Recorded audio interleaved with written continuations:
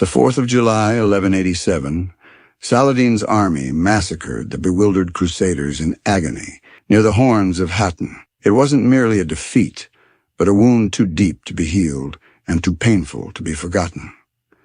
When the news of the defeated warriors and defenders of the cross at Hattin arrived in Jerusalem, fear spread like a wildfire. Every person relived the ruthless bloodbath of 1099, when the Crusaders mercilessly slaughtered the Muslims and Christians while they burned the Jews alive in their synagogues. Little did they know the man advancing towards them was the epitome of mercy and justice, something they had never witnessed before. Before moving towards Jerusalem, Saladin led his army to attack Tyre on the 26th of July, 1187. Tyre was a strategic stronghold of the Crusaders under the command of the notorious Conrad of Montferrat. He was one of the ablest Frankish commanders, and he proved this by resisting Saladin's troops and pushing them back.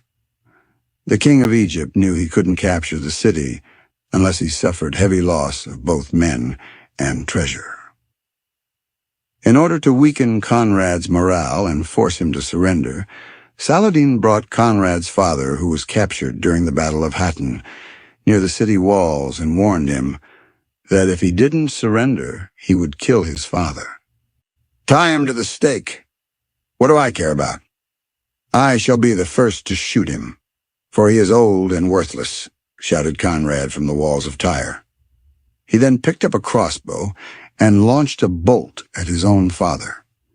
This act of stone-heartedness left Saladin speechless, and he pulled back from Tyre in shock and dismay. He then attacked and captured various Crusader strongholds of Caesarea, Jaffa, Arsuf, and now his majestic army stood against the city of Ascalon. Ascalon was the gateway to Egypt. Its possession would provide a secure trade and communications link between Egypt and Syria, the two halves of Saladin's realm. Just like Tyre, the Ascalonians stood firm and undeterred in front of the Ayyubids. But this time, Saladin didn't retreat. He ordered his assault weapons to be placed and begin the siege. When the leaders of Ascalon found this deadly view and imagined how the Sultan's siege weapons would tear the city walls to pieces, they surrendered by opening the city gates and pleading for Saladin's mercy. Now one crucial siege had been averted, but another greater one loomed ahead. Jerusalem's defenders would surely resist more vigorously than their compatriots at Ascalon.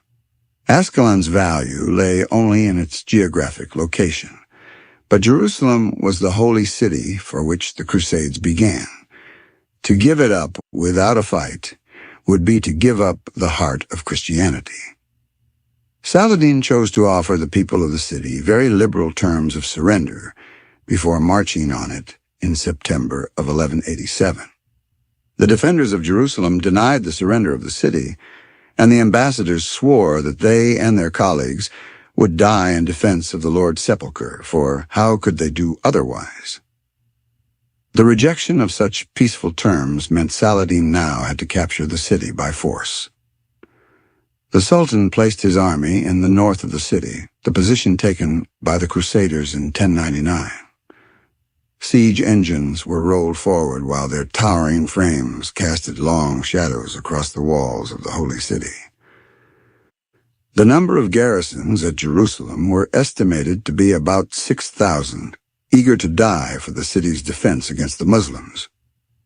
The continuous assaults began as a hail of missiles rained towards the city, cracking the old and impregnable wall of Jerusalem next to the valley of Gehenna. The breakthrough the Ayyubids had been waiting for. Wave after wave of soldiers poured through the breach, to an extent where the defenders didn't even have the mobility to move their swords. At this point, the leaders of Jerusalem knew they couldn't hold the siege any longer, so they agreed to the terms offered by the Sultan and surrendered the city on the Friday of the 25th of September, 1187. A truly remarkable coincidence, as it was the anniversary of the Prophet Muhammad's night journey mentioned in the Holy Quran. The king of Egypt entered the city with peace, quite similar to that of Umar ibn al-Khattab.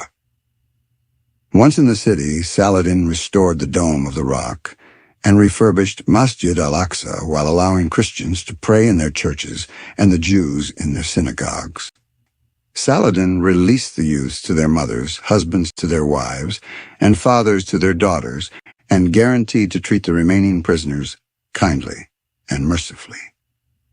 It might seem like the end of the story, but in fact was just the beginning of Saladin's encounter with one of his most formidable foes, Richard the Lionheart, the King of England. The one who led the Third Crusade in 1189 with a huge army of about 30,000 seasoned warriors. Can Saladin hold Jerusalem against such a gigantic army?